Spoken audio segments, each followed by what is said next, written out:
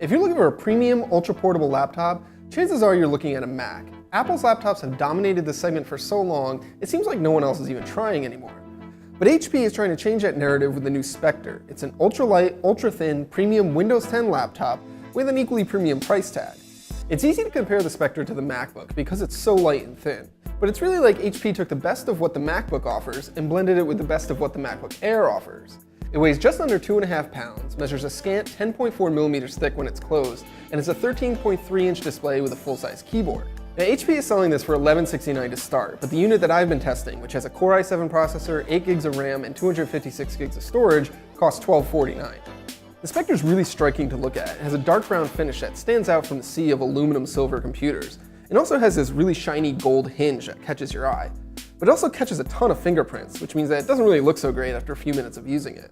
The next thing you're going to notice about the Spectre is that it doesn't have a touchscreen, it doesn't detach, and it doesn't try to be anything more than a traditional laptop. Now, the 1080p screen isn't as high res as you can get on other computers, but it's perfectly sharp at this size. My only real complaint here is that the hinge doesn't tilt back as far as I'd like it to, which makes it a little uncomfortable to use when I'm standing at a desk.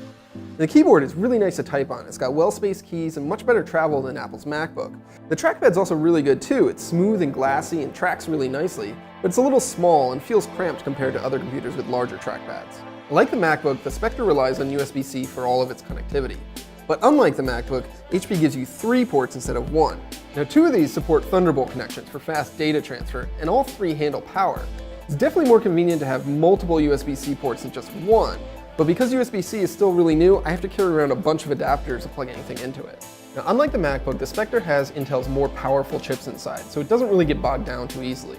The Core i7 chip in the one that I've been testing has been able to handle everything I throw at it, whether it's multitasking, web browsing, photo editing, or any other productivity task. You're definitely not going to be gaming on this machine, but for productivity stuff, the Spectre definitely has enough power. Now unfortunately, that performance doesn't extend to its battery life. The Spectre can last about 5 to 6 hours between charges with my daily use, which isn't enough to last a full day, and definitely less than I can get with a comparably spec'd MacBook Air. The battery life isn't so bad to be a deal breaker, but if you want the ultimate road warrior machine, the Spectre probably isn't it. But aside from my complaints with the battery life, the Spectre is really an excellent laptop. It's really well made, it looks great, has lots of performance, and it's so thin and light that carrying it around everywhere isn't really a burden.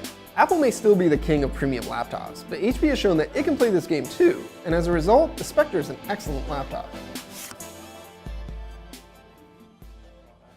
Talking about laptops.